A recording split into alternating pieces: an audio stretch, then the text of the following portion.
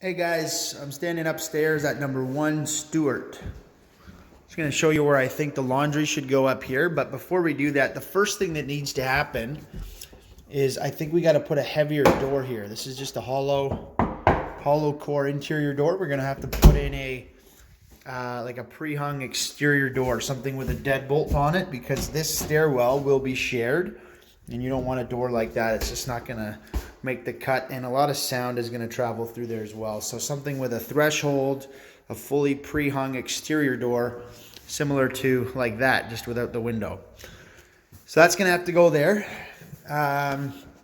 Now, because the plumbing and everything is right here for the bathroom, and also because 2-bedroom apartments are worth not $1 less than 3-bedroom apartments. And quite frankly, we don't even advertise our 3-bedroom apartments as 3-bedroom apartments because they attract way too many people we don't want anyway.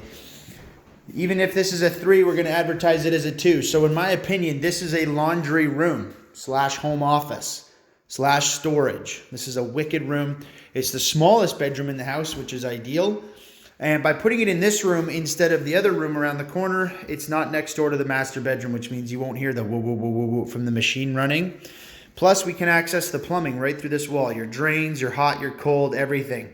We can put an inexpensive side-by-side, so you're also going to save money in your laundry. Trying to get plumbing all the way back there is going to cost way more money. We're going to have to do a lot of work down in the basement, opening up the finished ceiling to try to get it there. It's going to screw up the storage space, the linen closet, and the bedroom. These are all valuable things.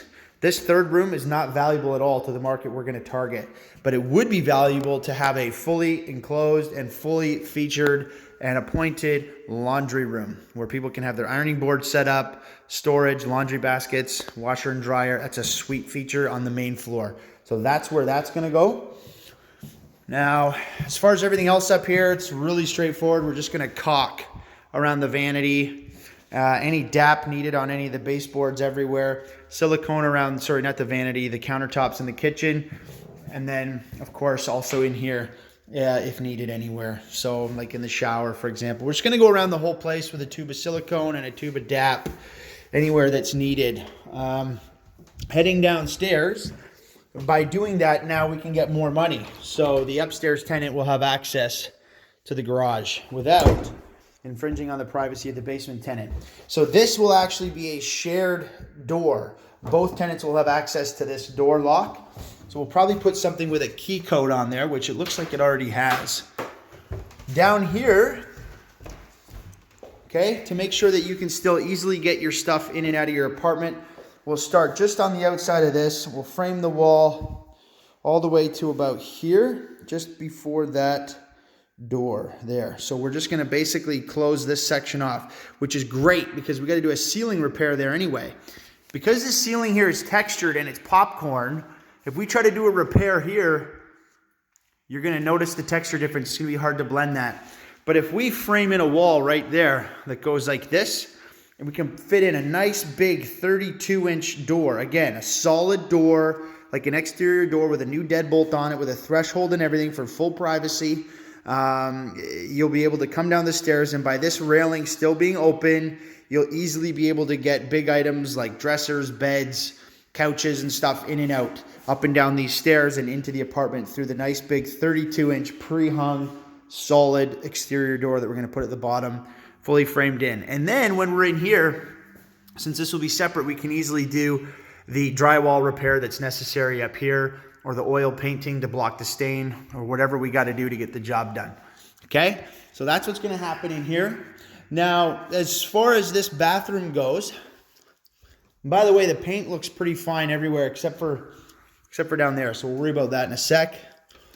Okay, I'm just trying to find the light.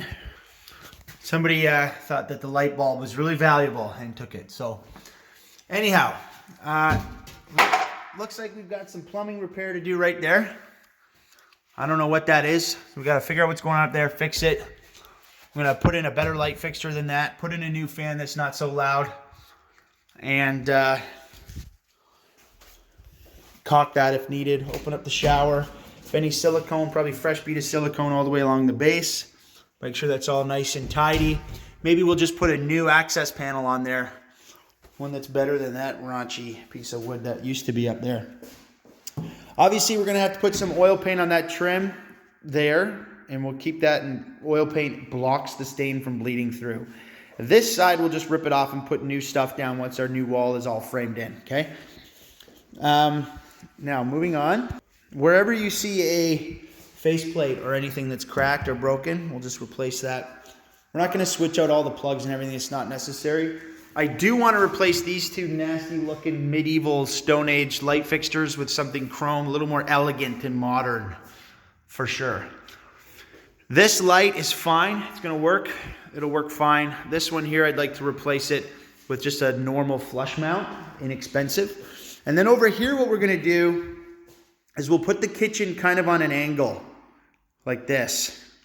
All right, with like the sink right underneath of the window, and maybe a little apartment-sized fridge, little apartment-sized stove, maybe right there in the middle, so we can direct vent it right outside real easy.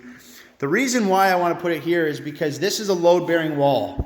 To open this wall, it's going to be a big job, and it's totally unnecessary because nobody wants a kitchen to be in a separate room. You want that open concept. There's tons of room here for a couch and a coffee table and a big screen TV on the wall, and still lots of room for a cute little kitchenette with a fridge and a stove and a sink and some nice counters, and then room for a little dining table, little eat-in kitchen bar type of thing, which would be perfect with some nice uppers and that, whatever we think is necessary.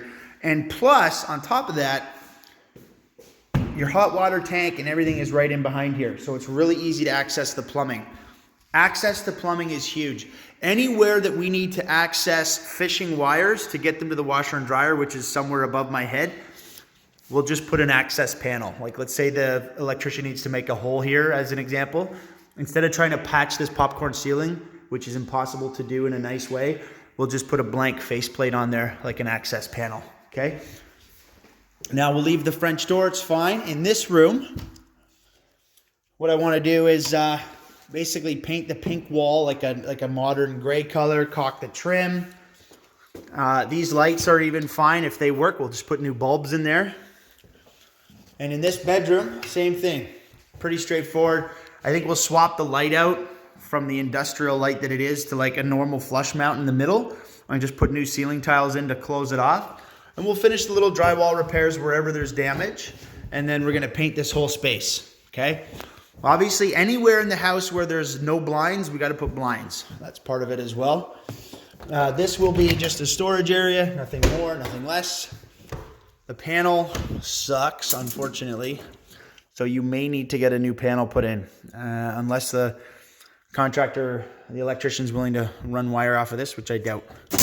So that's probably gonna be around $1,000 just for the panel, which is not a big deal. It's an upgrade that you're gonna need anyway, probably, no matter what you do.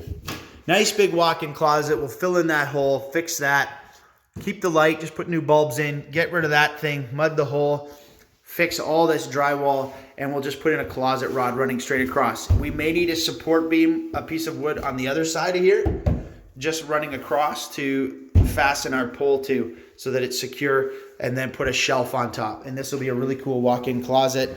And we'll just buy an inexpensive bifold door to go right there.